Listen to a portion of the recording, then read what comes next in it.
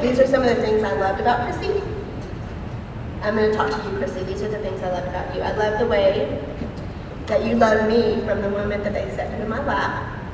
I love that dimpled cheek on your upper left cheek when you smile that no one else has. No one else has a dimple right here when they smile. That dimple showed up every time you smiled, which was just about every moment of your life. I love the way you love Cheetos and chocolate, and they both make messy, messy hands.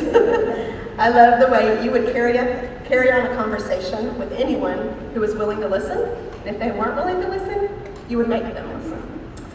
I love the way that you would talk to anyone on the phone as if they were your best friend from a long time ago. I love the way you changed Parker's name to Parky because it was more affectionate. You changed Buckshot's name to Bucky because it was more affectionate.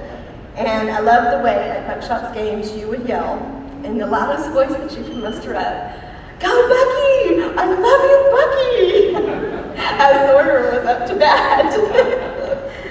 I love the way that you love your siblings and your family with all your heart, Chrissie. I love the way that you bossed everyone around. Whether you even knew them or not, you were able to make everyone obey. I love the way you demanded that you play laser tag at Buckshot's birthday party, even though the gun was heavier than you. I love the way you talked that man into giving you a laser gun when you weren't part of the team. And then you took that laser gun and won the entire laser tag game. And made everyone quite angry because this little 4-year-old would hold this gun like a soldier and was shooting everybody. I love the way, Chrissie, that you made everyone smile and you brought joy to everyone's life who ever met you. I love the way that you would stare deeply into your daddy's eyes, especially during your last dance on earth with him. I love the way you brought healing and hope to countless people around the world. I love the way you gathered somewhere around 100,000 prayer warriors for you to join you in that army as you fought for your life in the PICU. I love the way you showed everyone in the PICU that you were a princess and you were the boss, and even though you never got to speak a word the entire 31 days, they still knew. I love the way you managed to communicate with me through your eyebrows even when you were paralyzed. I love the way you got Jason to say, "Chrissie, didn't anyone tell you what Beck is supposed to do to you? You're not supposed to move." I love the way you clamped down your mouth and shut it tightly when any of the respiratory therapists entered your room. I love your strong-willed warrior princess spirit, and I know it will always be remembered by all of those who knew you in person and by all those who just met you on the blog. Chrissie, you are a warrior princess, and you taught the world how to boss their hearts. We love you, our little Serbian sensation, and we want you to know, baby girl, that even though you wanted so badly to come back to Forgotten Star Ranch to run and dance and play and swim and jump on the trampoline and put your head under the water in the bathtub, we know that God has fulfilled all this and more in a place called heaven that can never be compared to Forgotten Star Ranch.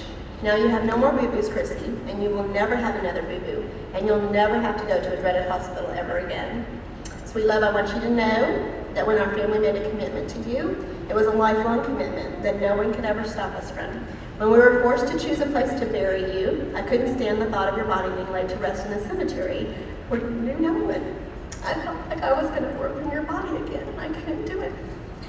So God made arrangements for you to be laid to rest at your favorite place on this earth, at Forgotten Star Ranch, near your lake college, the pond that's on our property that you named after the lake in Serbia. And you'll remain there with your forever family, forever and always, no matter what, just as we promised you. Baby girl, if we ever move, you're coming with us. You were famous for the words, "Mama, no leave me, Mama, love me." My precious angel, I want you to know, I'm here to declare that while you were on this earth with our family, Mama never left you, and I'm not about to now. I love you forever and always, no matter what, my precious angel, and I can't wait for you to boss me around in heaven. I would like to read one more email from Erin, the same lady who advocated for the fact that death temporarily separates us from them, and this is so very hard.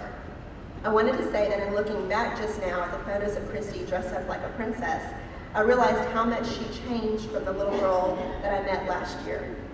To me, the difference between the child I met in Kolevka and the little child in the pictures is stark.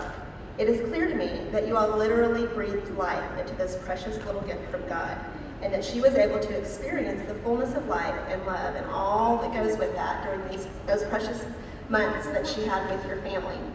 Why God chose to call her home this week will remain a mystery to all of us until he calls us home as well. But please know that from the perspective of someone who saw your daughter months before you all had ever even heard her name, it is clear that her life changed immeasurably by being taken into your family and by being given the gift of unconditional love and acceptance. May God lift each of you up during this time, carry you through the storm, heal your hearts, and surround you with his pure love, his peace, and his joy. Love, Aaron. I'm going to read a quote. It's in your bulletin, and then I'm done, I promise. This is a quote by C.S. Lewis. It's on the back page of your bulletin. To love at all is to be vulnerable. Love anything, and your heart will certainly be wrung and possibly be broken. If you want to make sure of keeping it intact, you must give your heart to no one, not even to an animal. Wrap it carefully round with hobbies and little luxuries. Avoid all entanglements. Lock it up safe in the casket or coffin of your selfishness. But in that casket, safe, dark, motionless, airless, it will change. It will not be broken. It will become unbreakable, impenetrable, irredeemable. And I just thank God that he allowed us to give our hearts to someone who came with great risk, because she gave us more joy than we could have ever imagined in the last 7 months that she was with us. Thank you. Daddy's turn.